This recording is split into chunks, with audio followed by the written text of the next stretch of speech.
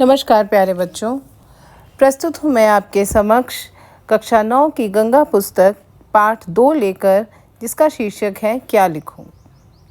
इस पाठ के लेखक हैं पद्मलाल पुन्नालाल बख्शी जी। लेखक ने इस पाठ में ये बताने का प्रयास किया है कि किसी भी रचना या निबंध को लिखने के लिए विषय से अधिक आवश्यक होता है लेखक के मन के भाव व अनुभूति। उसी के आधार पर यदि किसी भी लेखक के मन में भाव हैं, भावनाएं हैं, उत्तेजना है, उल्लास है, तो वो कुछ ना कुछ अवश्य लिख ही देगा। उसको लिखने के लिए किसी विशेष विषय की आवश्यकता नहीं पड़ती है। तो हम जानेंगे पाठ के बारे में, परंतु उससे पहले हम जानते हैं लेखक के बारे में, पद्मलाल पुन्नालाल बख्शी जी के बारे में। तो पद्मलाल पुन्नालाल बख्शी जी का जन्म सन 1894 में खैरागढ़ राजनंदगांव छत्तीसगढ़ में हुआ था, जो उस समय मध्य प्रदेश में आता था। हिंदी साहित्य में उनकी ख्याति कुशल आलोचक, कवि, निबंधकार, हास्य व्यंग्यकार के रूप में है। इन्होंने लेखन कार्य में अनेक कार्य किए हैं, अनेक भावनाओं को लेकर इन्होंने लिखा है। निबंध लेखन के लिए वे विशेष रूप से स्मरणीय हैं। निबंध लेखन के क्षेत्र में इनको अनेक तरह से, अनेक कारणों से जाना जाता है।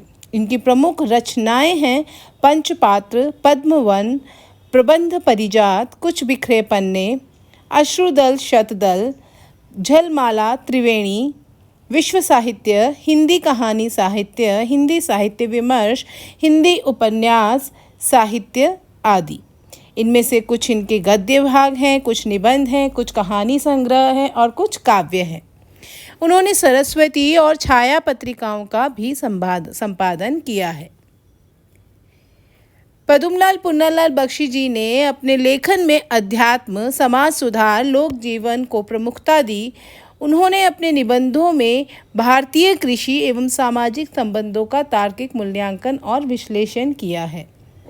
अनेक कारणों से अनेक भावों को इन्होंने अपनी रचनाओं में प्रस्तुत किया है, जो बार बार हमें देखने को मिलता है। इन्होंने अपने निबंधों में भारतीय कृषि, सामाजिक संबंधों का तार्किक मूल्यांकन और विश्लेषण तो किया ही है, वह उनकी रचनाओं में भारतीय और पाश्चात्य साहित्य के सिद्धांतों का सामंजस्य देखने को मिलता है। इनका निधन सन 1971 में माना जाता है। जी हाँ, किसी भी रचना, जो भी पाठ हम पुस्तक में पढ़ते हैं, चाहे वही काव्य क्षेत्र से है या गद्य खंड से है, उसमें उसको लिखने वाले जो भी लेखक या कवि हैं, उनके बारे में कुछ परिचय हमें होना बहुत ज़रूरी है।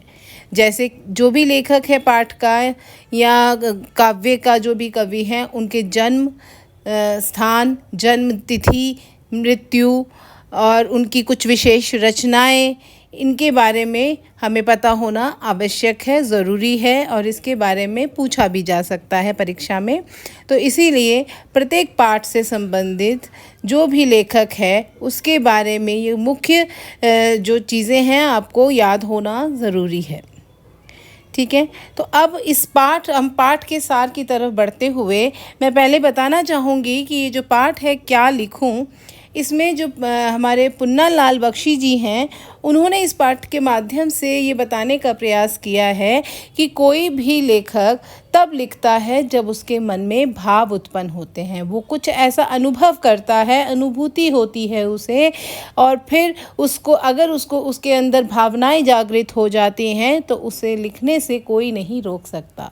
फिर लिखने के लिए उसे किसी विषय की आवश्यकता नहीं होती, किसी उद्देश्य की आवश्यकता नहीं होती। उन भावनाओं को लिखित रूप वे अवश्य दे ही देता है। जैसे उदाहरण के तौर पे अगर हमारे साथ कुछ घटित होता है, कुछ अच्छा या बुरा, हम बहुत खुश होते हैं या कुछ बहुत दुखी होते हैं, जब तक हम अपनी खुशी या अपने दुख को किसी के साथ शेयर ना कर लें, तब तक हमें शांति नहीं पड़ती, तब तक हमारे मन से वो बोझ उतरता नहीं है। ऐसे ही कोई भी लेखक जब उसके मन में भाव उत्पन्न होते हैं, तो जब तक वो उसको लिखित रूप नहीं दे देता, तब तक उसे भी शांति नहीं पड़ती। तो अपने भावनाओं को लिखित रूप देने के लिए उसे किसी सहारे की आवश्यकता नहीं होती है। तो इसी चीज़ को हम आगे और विस्तार पूर्वक समझेंगे पाठ के माध्यम से। तो शुरू करते हैं पाठ का सार। मुझे आज लिखना ही पड़ेगा अंग्रेजी के प्रसिद्ध निबंध लेखक A.G. गार्डिनर का कथन है कि लिखने की एक विशेष मानसिक स्थिति होती है। उस समय मन में कुछ ऐसी उमंग सी उठती है, हृदय में कुछ ऐसी स्फूर्ति सी आती है, मस्तिष्क में कुछ ऐसा आवेग सा उत्पन्न होता है कि लेख लिखना ही पड़ता है। जी हाँ, तो जो लेखक हैं पुन्नालाल बख्शी जी इस पाठ में ये कह रहे हैं कि मुझे आज लिखना ही पड़ेगा, और तभी उनको याद आता है अंग्रेज़ी के लेखक गार्डिनर का एक कथन जिसमें उन्होंने कहा था कि लिखने की एक विशेष मानसिक स्थिति होती है। उस समय मन में एक अलग सी उमंग उठती है। यानी वो मानसिक स्थिति कौन सी होती है? जब हमारे अंदर भावनाएं जागृत हो जाती हैं, जब हम कुछ ऐसा महसूस करते हैं या कुछ हमारे साथ घटित होता है, तो हम अपने आप ही हमारे अंदर हमारी जो अंतर भावना है वो हमें बार बार धकेलती है लिखने के लिए। तो वही उसी के कारण हमारे अंदर वो स्फूर्ति आती है और वो हमारे मस्तिष्क को ये संदेश जाता है कि हमें अब लिखना है, क्योंकि वो भावनाएं उछल उछल कर हमसे कह रही हैं लिखने के लिए। उस समय विषय की चिंता नहीं रहती, कोई भी विषय हो उसमें हम अपने हृदय के आवेग को भर ही देते हैं। ठीक है, जब हमें लिखना होता है, जब हमारे मन के अंदर भावनाएं होती हैं, तो हमें फिर उसके लिए किसी सहारे की आवश्यकता नहीं होती। फिर हम लिखने बैठ ही जाते हैं और हम अपना लेखन कार्य उन भावनाओं को लिखित रूप में हम दे ही देते हैं, उन भावनाओं को लिखित रूप दे ही देते हैं जब तक हमें शांति नहीं पड़ती।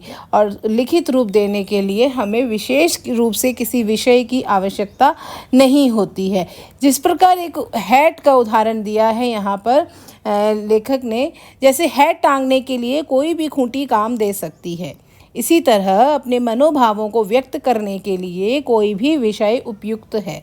असली वस्तु है हैट, खूंटी नहीं। इसी तरह मन के भाव ही तो यथार्थ वस्तु है, विषय नहीं।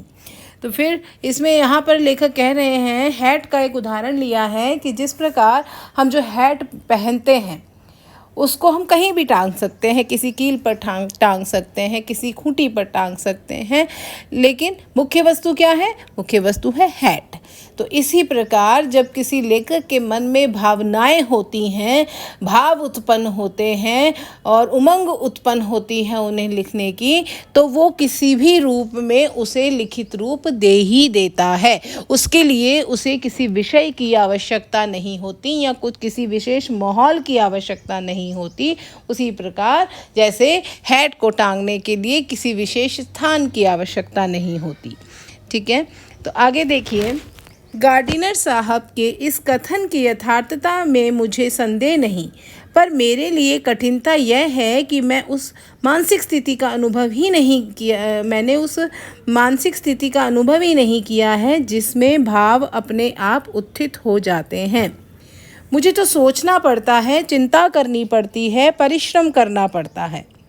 तो अब जो लेखक हैं हमारे, वो कहते हैं कि गार्डिनर साहब ने ये जो बात कही, जो हमने अभी ऊपर के पैराग्राफ में समझी कि लिखने के लिए हमें किसी सहारे की या किसी विषय की आवश्यकता नहीं होती है, जब भाव उत्पन्न होते हैं तो स्वतः ही हम लिखने लग जाते हैं। तो लेखक कहते हैं कि मुझे इस बात में कोई संदेह नहीं है, मैं इनकार नहीं कर रहा हूँ उनकी इस बात से, लेकिन मेरे अंदर मैं ऐसे नहीं लिख सकता। मैंने उस मानसिक स्थिति का अनुभव नहीं किया है जिसमें भाव अपने आप उत्पन्न हो जाते हैं। लेखक को लगता है कि उसको जब भी लिखना है तो उसको लिखने में कठिनाई होती है, उसे लिखने के लिए सोचना पड़ता है, परिश्रम करना पड़ता है, तभी वो एक निबंध लिख पाता है। आज तो मुझे विशेष परिश्रम करना पड़ेगा क्योंकि मुझे कोई साधारण निबंध नहीं लिखना है। आज मुझे नमिता और अमिता के लिए आदर्श निबंध लिखना होगा। नमिता का आदेश है कि मैं दूर के ढोर सुहावने होते हैं इस पर निबंध लिखूं, और अमिता का आग्रह है कि मैं समाज सुधार पर लिखूं। ये दोनों ही विषय परीक्षा में आ चुके हैं और उन दोनों पर आदर्श निबंध लिखकर मुझे उन दोनों को निबंध रचना का रहस्य समझाना पड़ेगा। तो अब यहाँ पर लेखक अपनी स्थिति थोड़ी अलग बताते हैं। उसको लगता है कि उसे कुछ भी लिखने के लिए, किसी भी रचना को लिखने के लिए उसे परिश्रम करना पड़ता है, उसे कठिनाई होती है, वो ऐसे नहीं लिख सकता। तो अब उसके साथ और दुविधा क्या है कि वहाँ दो लड़कियाँ हैं, ठीक है, दो लड़कियाँ कह लें या उनकी सखी कह लें, यहाँ ऐसा कुछ भी वर्णन नहीं किया गया है, पर जैसी पिक्चर दी गई है पाठ में उसके अनुसार दो छात्राएं हैं जिनका नाम नमिता और अमिता है। तो उन्होंने दोनों ने अलग अलग विषय लेखक को दिए हैं निबंध लिखने के लिए, ठीक है। तो नमिता का आदेश है कि दूर के ढोल सुहावने होते हैं, इस विषय पर निबंध लिखा जाए, और अमिता का आग्रह है कि समाज सुधार पर निबंध लिखे जाए।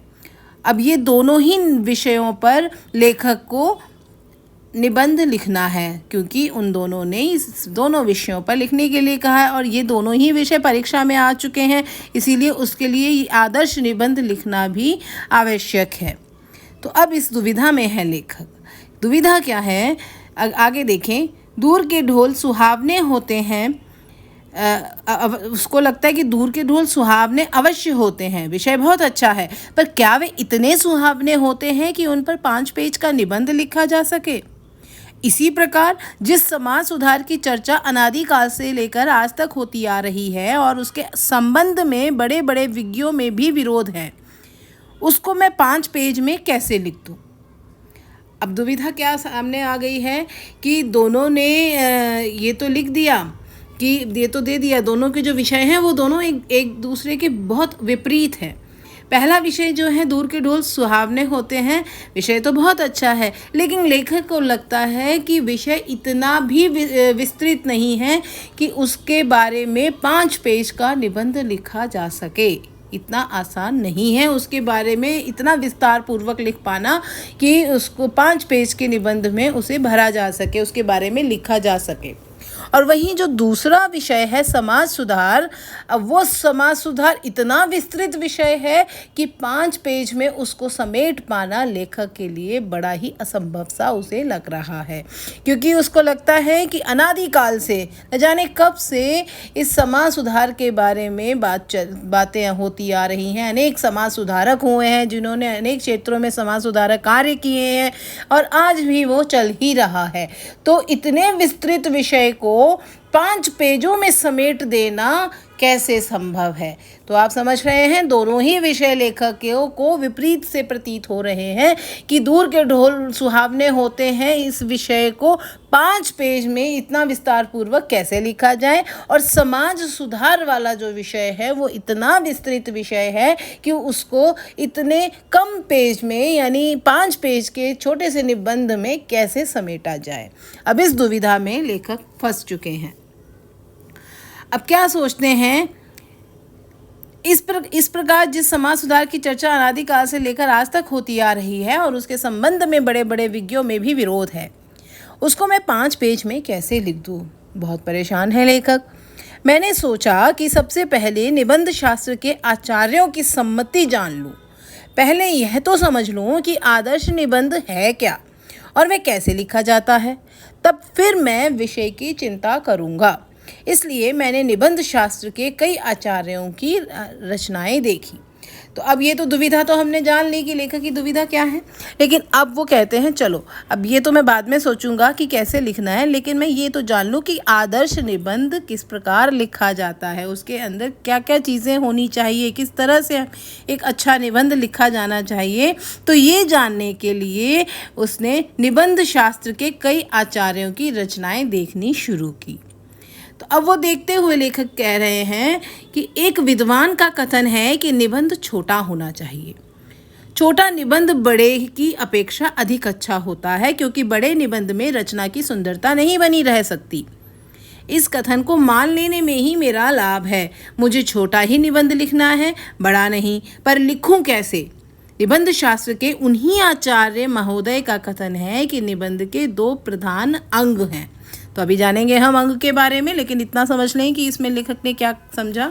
तो वहाँ पे जो रचनाएं, जिन निबंध शास्त्रों की रचनाएं आचार्य देख रहे निबंध शास्त्र के आचार्यों की रचनाएं लेखक देख रहे हैं, उनमें से किसी एक विद्वान का यह कथन लेखक देखते हैं कि जिन्होंने कहा है कि निबंध छोटा होना चाहिए, क्योंकि छोटे निबंध में हम अपनी बात को छोटे छोटे वाक्यों में अच्छी तरह से समझा सकते हैं और उसमें निबंध की सुंदरता भी बनी रह सकती है।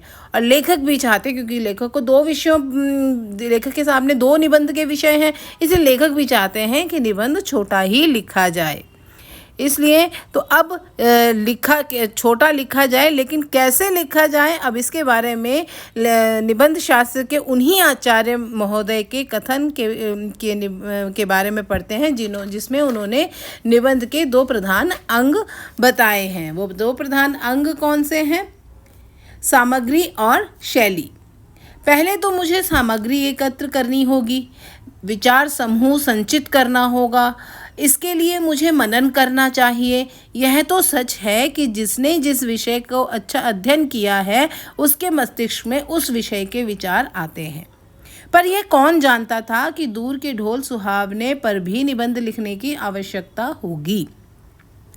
तो अब जब लेखक ने निबंध शास्त्र के जो आचार्य हैं उनके कथन में देखा कि निबंध के 2 प्रधान अंग उन्होंने बताए, और 2 प्रधान अंग वो हैं सामग्री और शैली। सामग्री मतलब जो भी विषय है हमारा निबंध का, उस विषय से संबंधित क्या क्या चीज़ें हैं जो हम अपने निबंध में उसके बारे में लिख सकते हैं। यानी जो भी विषय है उससे संबंध, उसका अर्थ, उसकी रूपरेखा, उससे संबंध, उसके लाभ, उसके महत्व, उसकी हानि, उसके उस क्षेत्र में से संबंधित उदाहरण आदि, इस प्रकार सामग्री एकत्रित करना। यानी जो निबंध का विषय है उससे संबंधित सामग्री एकत्रित करना पहला काम होता है। और दूसरा होता है शैली, और किस तरह से किस भाषा में और किस रूप में निबंध को लिखा जाएगा, किस तरह मुहावरों का प्रयोग किया जाएगा, भाषा को और सुंदर कैसे बनाया जाएगा, उसका रूपरेखा कैसे तैयार की जाएगी, ठीक है, कैसे उसे प्रदर्शित किया जाएगा, ये सारी चीज़ें आती हैं शैली में। तो इस प्रकार लेखक समझते हैं कि 2 प्रधान अंग सामग्री और शैली को किस तरह से समझा जाएगा। तो अब वो कहते हैं कि दूर के ढोल सुहावने पर भी कभी निबंध लिखा जाएगा, ये कभी लेखक ने सोचा नहीं था। यदि यह बात पहले से ज्ञात होती तो पुस्तकालय में जाकर इस विषय का अनुसंधान कर लेता, पर अब समय नहीं है। मुझे तो यहीं बैठकर 2 ही घंटे में 2 निबंध तैयार कर देने होंगे। यहाँ न तो विश्वकोश है और न कोई ऐसा ग्रंथ जिसमें इन विषयों की सामग्री उपलब्ध हो सके। अब तो मुझे अपने ही ज्ञान पर विश्वास कर लिखना होगा। तो इस प्रकार जैसी स्थिति अभी लेखक की है, ऐसी स्थिति हमारे सामने भी आ जाती है। परीक्षा में जब हम बैठते हैं तो कई बार हमें जो विषय दिए गए होते हैं निबंध के, कई विषय ऐसे होते हैं जिनके बारे में हमने पढ़ा नहीं होता है, तो हमें अपने ज्ञान के आधार पर, अपने पुनरावृत्ति के आधार पर ही हमें निबंध लिखना पड़ता है। तो अब लेखक को भी इसी प्रकार अपने ज्ञान के आधार पर जो भी उसने पहले पढ़ा है, जो भी उसको ज्ञान प्राप्त है विषय से संबंधित, जो भी याद आती हैं चीज़ें उस विषय से संबंधित, उसके आधार पर ही उसे निबंध अब लिखना पड़ेगा। क्योंकि पहले से अगर निबंध का विषय पता होता तो वो पुस्तकालय से इस विषय के बारे में ज्ञान प्राप्त कर लेता, कुछ सामग्री एकत्रित कर लेता, लेकिन ऐसा वो नहीं कर पाया क्योंकि उसे निबंध का विषयों का पता नहीं था, और न कोई ऐसा ग्रंथ जिसमें इन विषयों की सामग्री उपलब्ध हो। अब उसके बाद कोई ऐसा ग्रंथ भी नहीं है कि जिसमें से वो उसके बारे में जान सके, तो अब उसे अपने ज्ञान के आधार पर ही इस विषय पर लिखना होगा। विज्ञों का कथन है कि निबंध लिखने के पहले उसकी रूपरेखा बना लेनी चाहिए। अतएव सबसे पहले मुझे दूर के ढोल सुहावने की रूपरेखा बनानी है। मैं सोच ही नहीं सकता कि इस विषय की कैसी रूपरेखा है। निबंध लिख लेने के बाद मैं उसका सारांश कुछ ही वाक्यों में भले ही लिख दूं, पर निबंध लिखने के पहले उसका सार 10-5 शब्दों में कैसे लिखा जाए। क्या सचमुच हिंदी के सब विज्ञ लेखक पहले से अपने अपने विषयों के लिए रूपरेखा तैयार कर लेते हैं? अब लेखक ने एक विद्वान का कथन ये भी पढ़ा कि हमें जो भी निबंध लिखना है उसकी रूपरेखा हमें पहले बना लेनी चाहिए। रूपरेखा मतलब हम अपने निबंध को किन किन भागों में बांटेंगे, क्या क्या हमारी हेडिंग्स रहेंगी, किस किस रूप में हम उसका वर्णन करेंगे, निबंध में जो हमारा विषय है उसको उसके हर पहलू को हम कैसे कैसे विस्तार पूर्वक लिखेंगे, ये रूपरेखा हमें पहले तैयार कर लेनी चाहिए, ऐसा विद्वानों ने कहा है। अब लेखक सोचते हैं कि क्या पहले मुझे दूर के ढोल सुहावने की रूपरेखा बनानी है? मैं सोच ही नहीं सकता। अब लेखक नहीं समझ पा रहे हैं कि इस विषय की रूपरेखा वो कैसे तैयार करें। निबंध लिख लेने के बाद में जब निबंध लिख लिया जाता है और लास्ट में सारांश या उपसर्ग या निष्कर्ष उपसंहार या निष्कर्ष लिखा जाता है, वो तो फिर भी लेखक 4 से 5 पंक्ति में लिख लेगा, लेकिन उससे पहले उसकी रूपरेखा 10-5 शब्दों में वो कैसे तैयार करे। क्या सचमुच हिंदी के सब विज्ञ लेखक पहले से अपने अपने निबंधों के लिए रूपरेखा तैयार कर लेते हैं? बड़ा असमंजस में है लेखक कि किस प्रकार वो अपने इस विषय की रूपरेखा पहले ही तैयार की है उसे, क्योंकि ये विषय ऐसा लग रहा है जिसके बारे में उसे नहीं समझ में आ रहा है कि 5 पेज का निबंध और उसमें क्या क्या लिखा जाएगा, उसके बारे में वो किस तरह से उसका वर्णन करेगा और उससे संबंधी रूपरेखा वो कैसे तैयार करे, ये नहीं समझ पा रहा है। एजी गार्डिनर को तो अपने लेखों का शीर्षक बनाने में ही सबसे अधिक कठिनाई होती है। उन्होंने लिखा कि मैं लेख लिखता हूँ और शीर्षक देने का भार मैं अपने मित्र पर छोड़ देता हूँ।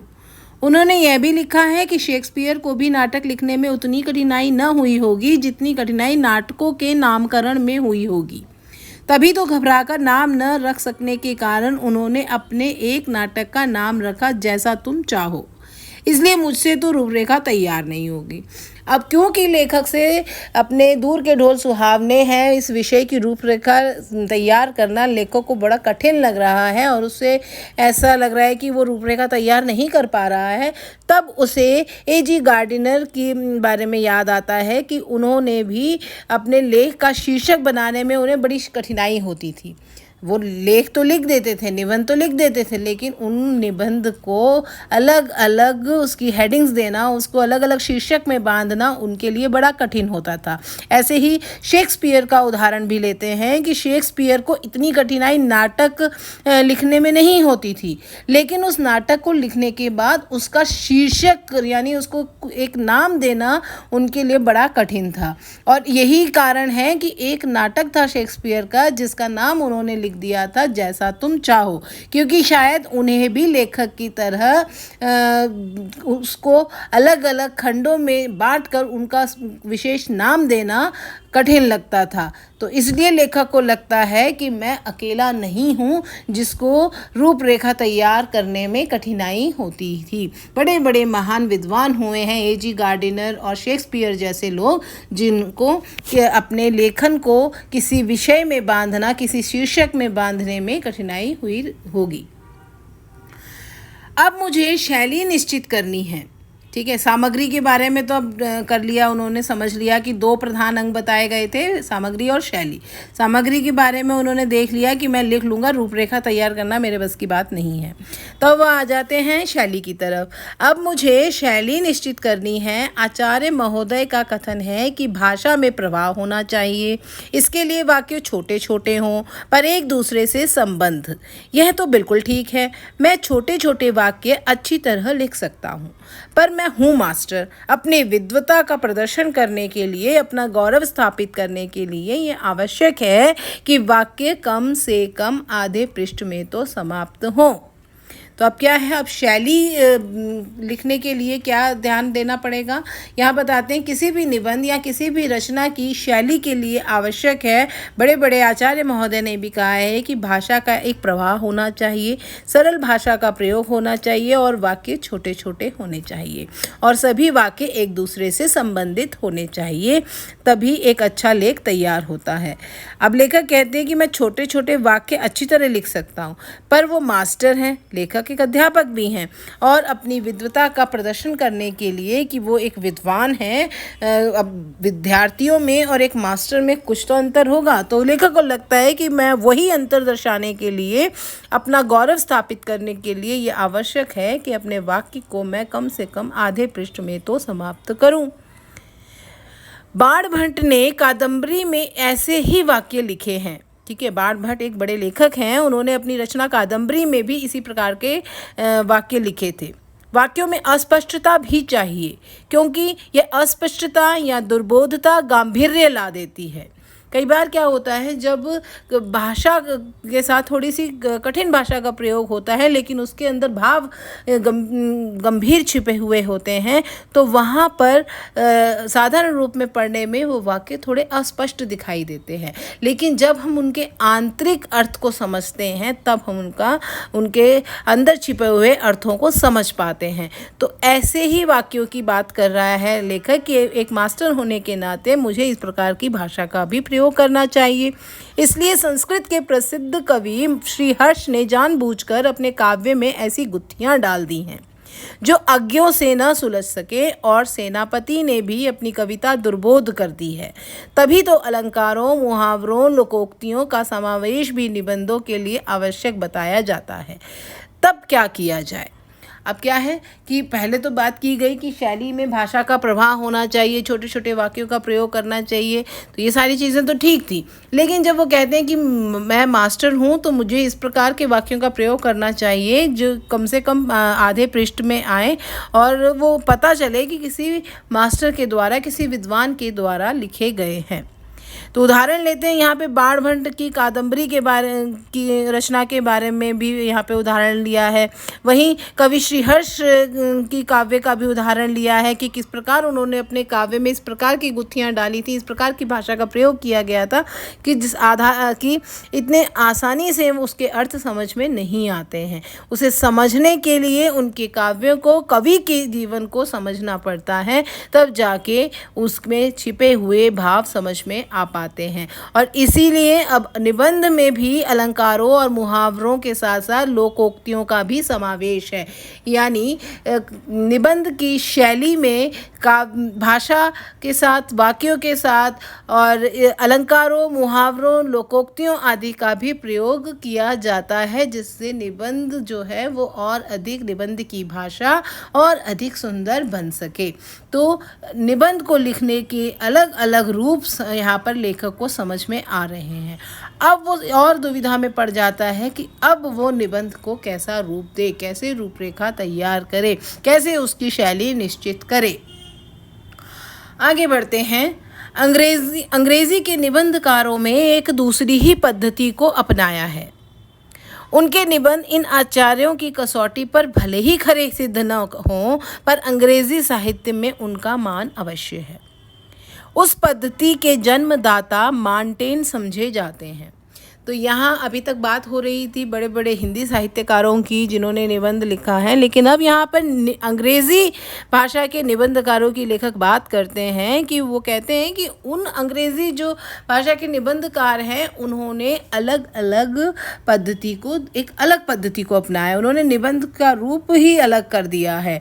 और वो हमारे जो आचार्य हैं हिंदी साहित्य से संबंधित, उनके लेखन पद्धति, उनकी निबंध की लेखन पद्धति में भले ही खरे ना उतरते हों, उनके अनुसार वो भले ही ठीक ना हो, लेकिन अंग्रेज़ी साहित्य में इन अंग्रेज़ी निबंधकारों का बहुत मान किया जाता है। उस पद्धति के जन्मदाता मॉन्टेन समझे जाते हैं। उन्होंने स्वयं जो कुछ देखा, सुना, अनुभव किया, उसी को अपने निबंधों में लिपिबद्ध कर दिया। यानी अंग्रेज़ी निबंधकारों की लिपि पद्धति क्या है कि जो भी कुछ उन्होंने अनुभव किया, विषय से संबंधित जो भी देखा, उसे ही लेखन रूप में लिख दिया। ठीक है, उसमें कोई उन्होंने भाषा को तोड़ा मरोड़ा नहीं, उसमें मुहावरे और वो सारी चीज़ें नहीं इस्तेमाल की। जिस भी चीज़ को, जिस विषय से संबंधित चीज़ को उसने जैसे भी लेखक ने देखा है, सुना है, उसका अनुभव किया है, उसी रूप में उसको निबंध में लिख दिया। ऐसे निबंधों की सबसे बड़ी विशेषता यह है कि वे मन की स्वच्छंद रचनाएं हैं।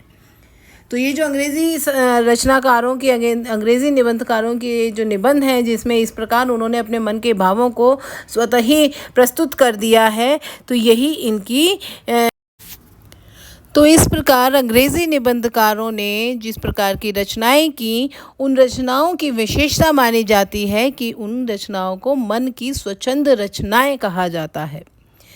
उनमें न कवि की उदात्त कल्पना रहती है, न आख्यायिका लेखक की सूक्ष्म दृष्टि और नवविज्ञों की गंभीर तर्कपूर्ण विवेचना। तो ये क्या यहाँ लेखक कहना चाह रहे हैं कि जो अंग्रेज़ी साहित्यकार हैं, जो निबंधकार हैं, उन्होंने अपनी रचनाओं को वैसे ही प्रस्तुत किया है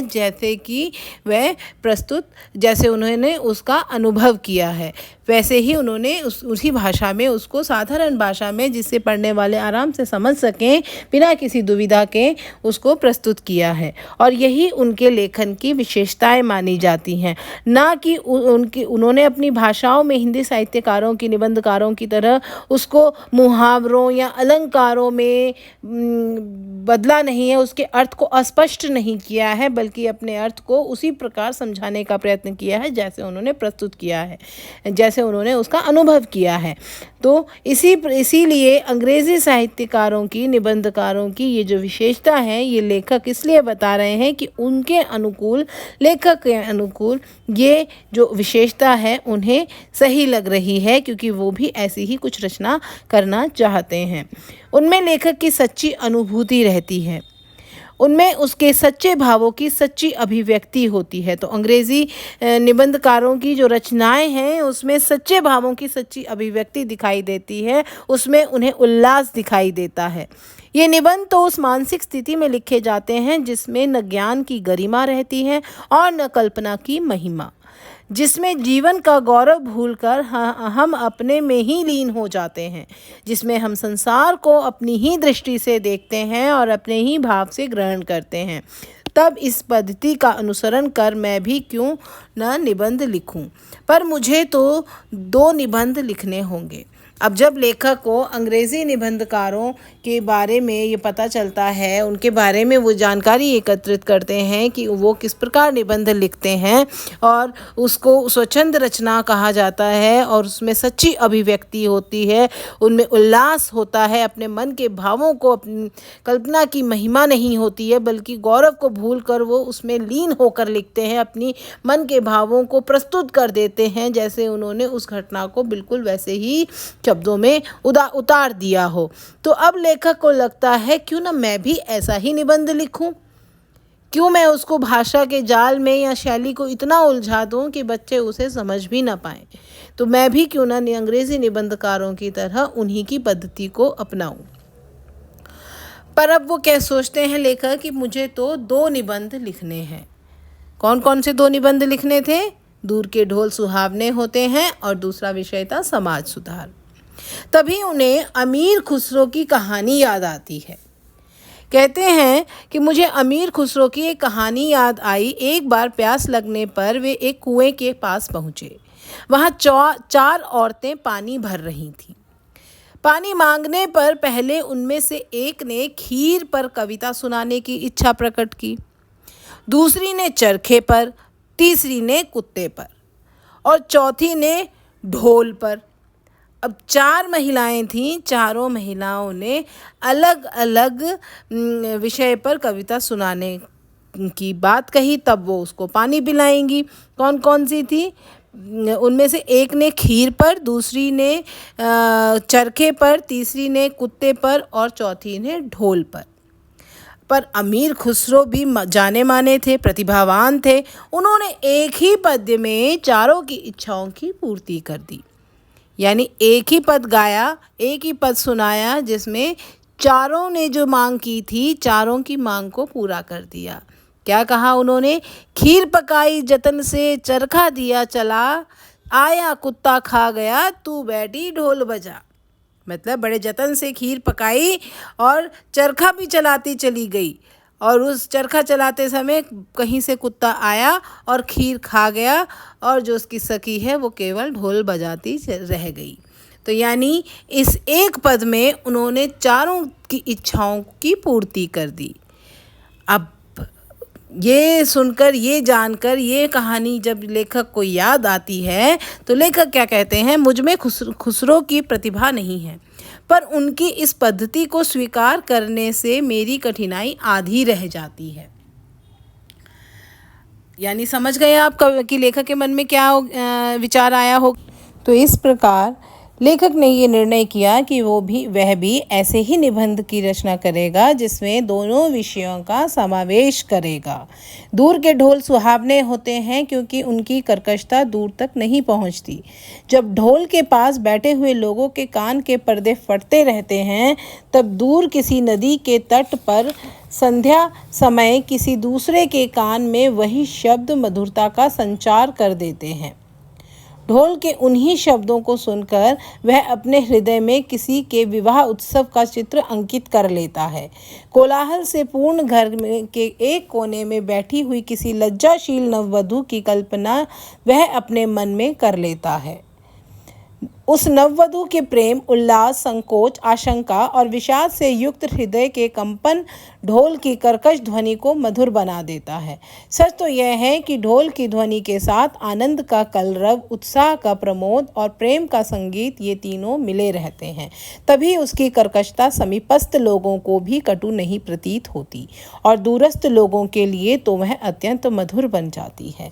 तो यहाँ पर प्रस्तुत किया है लेखक ने कि किस प्रकार जो दूर के ढोल सुहावने होते हैं, इस विषय को विस्तार पूर्वक समझाने का प्रयत्न किया है कि जिस प्रकार हम किसी बहुत सफलता प्राप्त किए हुए व्यक्ति से मिलते हैं तो हमें उसकी सफलता को देखकर, उसके ठाट बाट देखकर बड़ा अच्छा लगता है कि वाह, इसका जीवन जीने का तरीका तो अनोखा है। लेकिन हमें वो नहीं दिखाई देता कि उस सफलता को प्राप्त करने के लिए उसने कितना परिश्रम किया होगा। तो इसीलिए हमें सिर्फ उसकी सफलता दिखाई देती है और उसके ठाट बाट दिखाई देते हैं। तो यहाँ पर ये जो उदाहरण दिया गया है कि दूर के ढोल सुहावने होते हैं, यानी जब हमें किसी की असलियत नहीं पता होती है, वहाँ तक पहुँचे हुए मार्ग की असलियत नहीं पता होती है, तब तक हमें वो ढोल जो है वो सारी चीज़ें हमें बहुत सुंदर दिखाई देती हैं। जिस प्रकार यहाँ उदाहरण दिया गया है कि जहाँ पे हम कहीं किसी विवाह के उत्सव में या कहीं ढोल की ध्वनि हमें दूर सुनाई देती है।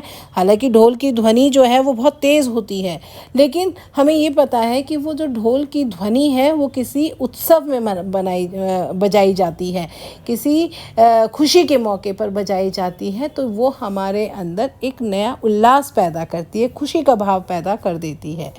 ठीक है। इसी प्रकार कोलाहल से पूर्ण घर के एक कोने में बैठी हुई किसी लज्जाशील नववधू की कल्पनाएं वह अपने मन में कर लेता है। तो जब किसी विवाह में ढोल बजता है तो हम जिसको भी, वो कहीं दूर बैठे हुए व्यक्ति को भी वो ढोल के स्वर सुनाई देते हैं, तो वो ये अपने दिमाग में, अपने मस्तिष्क में ये कल्पना कर लेता है कि कहीं ना कहीं कोई विवाह हो रहा है और कहीं किसी उस घर में किसी कोने में नववधू बैठी है, और इस प्रकार का जो मस्तिष्क में ये सारी चीज़ें, खुशी के माहौल वाली विवाह से संबंधित चीज़ें मनुष्य के दिमाग में चलने लग जाती हैं।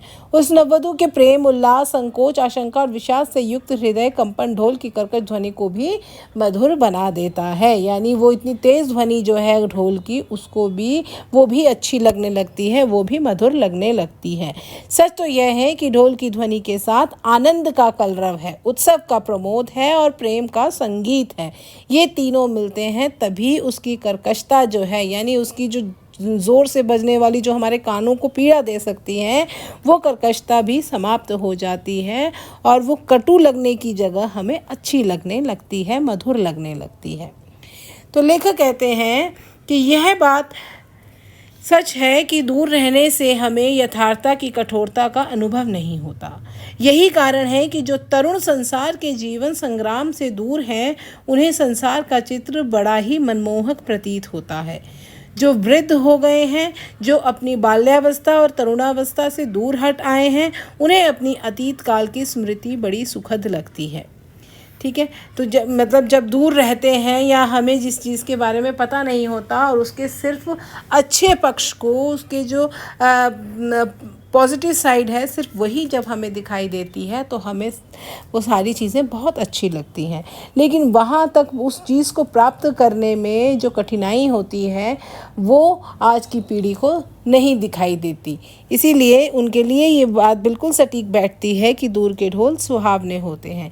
तो जिस प्रकार बताया गया है कि जो तरुण संसार के जीवन संग्राम से दूर हैं, जो युवावस्था है, जो युवा लोग हैं, युवा वर्ग है, उनको वो उन चीज़ों का अनुभव वो नहीं कर पाते जिन चीज़ों का उन वृद्ध लोगों ने किया होता है। क्योंकि जो वृद्धावस्था तक जो लोग पहुंच जाते हैं, उन्होंने अपने पूरे जीवन, वो बाल्यावस्था से भी निकल चुके हैं, वो युवा अवस्था से भी निकल चुके हैं, तरुणावस्था से भी निकल चुके हैं। तो उनकी सोच जो है, उन्हें जीवन का ज़्यादा अनुभव होता है। इसीलिए उसी अनुभव के आधार पर ही वो कोई कथन कह पाते हैं।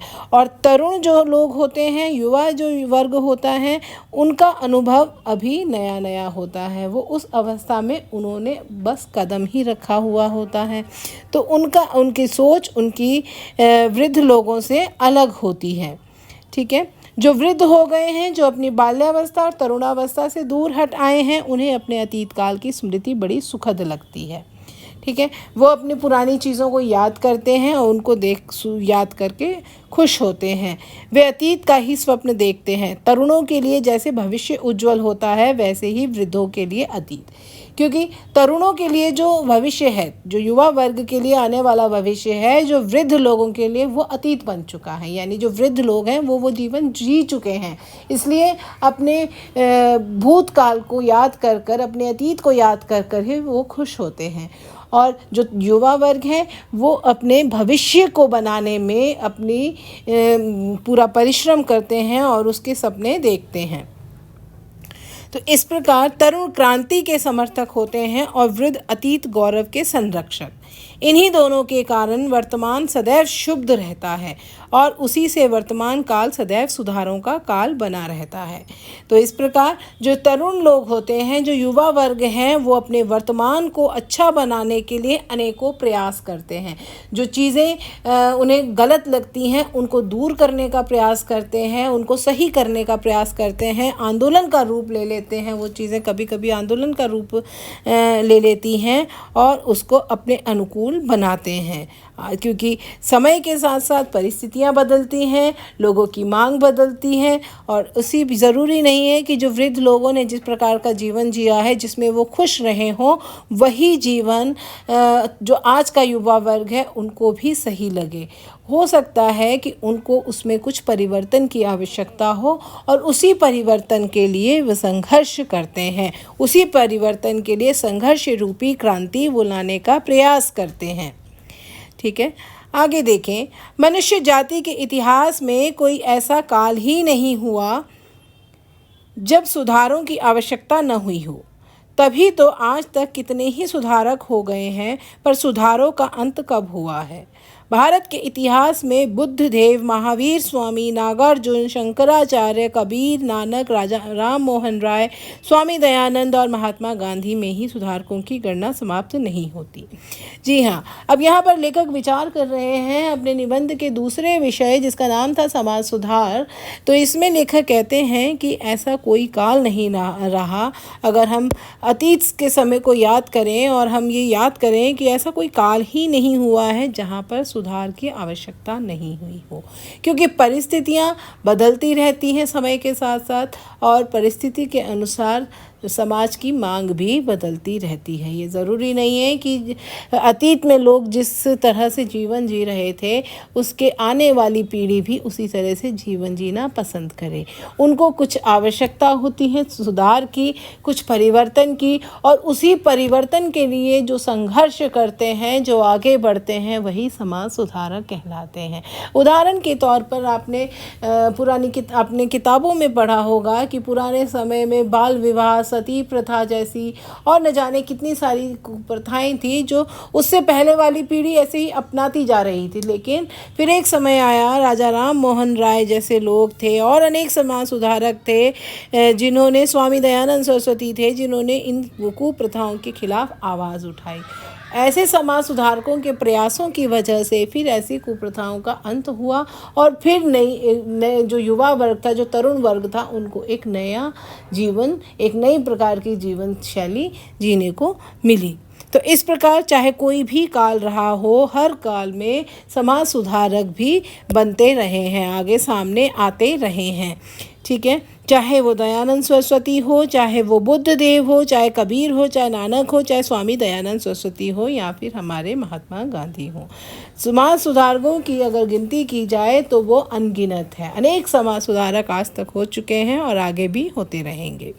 सुधारकों का दल नगर नगर और गांव गांव में होता है। यह सच है कि जीवन में नए नए दोष उत्पन्न होते जाते हैं और नए नए सुधार हो जाते हैं। जैसे जैसे समय बढ़ता है, जैसे जैसे आगे पीढ़ी बढ़ती है, तो अनेक प्रकार के जो भी नई पीढ़ी, जो नए लोग आते हैं, जो नया वर्ग आता है, उनको उनके अनुसार कुछ बदलाव की आवश्यकता उनको महसूस होती है। और उसी बदलाव को, जो सकारात्मक बदलाव वो चाहते हैं, उसी सकारात्मक बदलाव को लाने वाले जो होते हैं, जो प्रयास करते हैं, वही समाज सुधारक होते हैं। तभी तो यह जीवन प्रगतिशील माना गया है। और इसी प्रकार क्योंकि लगातार लोग आगे बढ़ रहे हैं और अपने अनुकूल परिवर्तन के लिए प्रयास कर रहे हैं, और इसीलिए जीवन को प्रगतिशील माना गया है।